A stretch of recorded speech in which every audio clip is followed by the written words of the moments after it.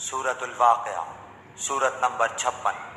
शुरू करता हूँ अल्लाह ताला के नाम से जो बड़ा मेहरबान निहायत रहम वाला है। बिस्मिल्लाहिर्रहमानिर्रहीम। इज़ा वक़अतिल वाक़िअह लैसा लिवक़अतिहा काज़िबह ख़ाफ़िक़तुर राफ़िअह इज़ा रुज्जतिल अर्दु रज्जन वबुस्सतिल जिबालु बस्सा फकानत हबाअन मुंबस्सा वकुंतुम अज़वाजन सलासा फअस्हाबुल मैमनति मा अस्हाबुल मैमनह وأصحاب المشأمة ما أصحاب المشأمة والسابقون السابقون أولئك المقربون في جنات النعيم ثلة من الأولين وقليل من الآخرين على سرر موضونة متكئين عليها متقابلين يطوف عليهم ولدان مخلدون بأكواب وأباريق وكأس من معين لا يصدعون عنها ولا ينزفون وفاكهة مما يتخيرون ولحم طير مما يشتهون وحور عين كأمثال اللؤلؤ المكنون جزاء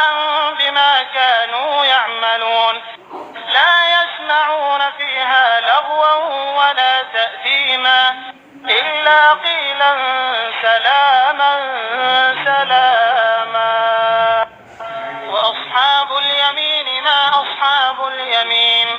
في سدر مخضود وطلح منضود وظل ممدود وماء مسكوب وفاكهة كثيرة لا مقطوعة ولا ممنوعة وفرش مرفوعة إنا أنشأناهن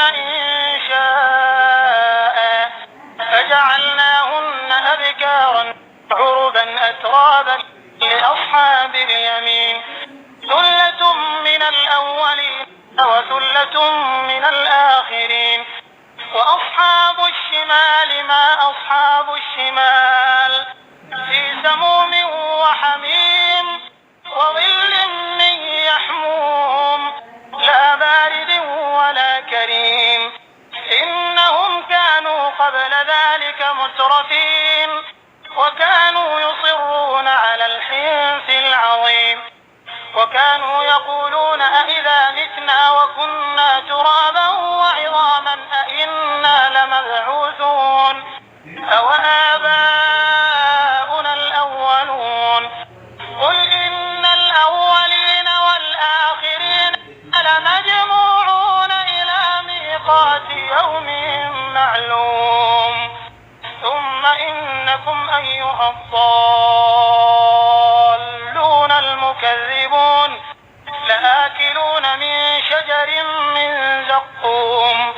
فمالئون منها البطون فشاربون عليه من الحميم فشاربون شرب الهيم هذا نزلهم يوم الدين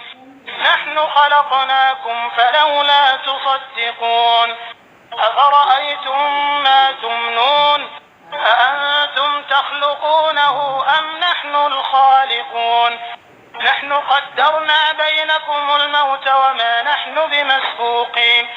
على أن نبدل أمثالكم وننشئكم فيما لا تعلمون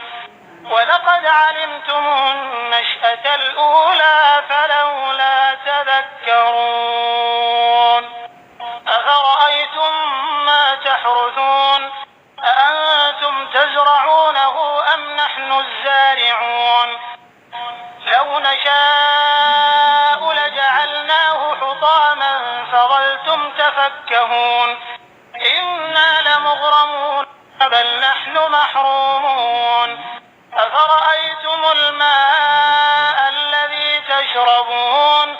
أأنتم أنزلتموه من المزن أم نحن المنزلون لو نشاء جعلناه أجاجا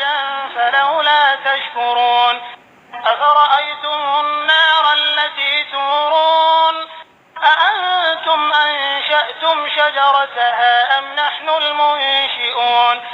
نحن جعلناها تذكرة ومتاعا للمقوين فسبح باسم ربك العظيم فلا أقسم بمواقع النجوم وإنه لقسم لو تعلمون عظيم إنه لقرآن كريم في كتاب مكنون لا يمسه إلا المطهرون تنزيل من رب العالمين أفبهذا الحديث أنتم مدهنون وتجعلون رزقكم أنكم تكذبون فلولا إذا بلغت الحلقوم وأنتم حينئذ تنظرون ونحن أقرب إليه منكم ولكن لا تبصرون فلولا إن كنتم غير مدينين ترجعونها إن كنتم صادقين فأما إن كان من المقربين فروح وريحان وجنة نعيم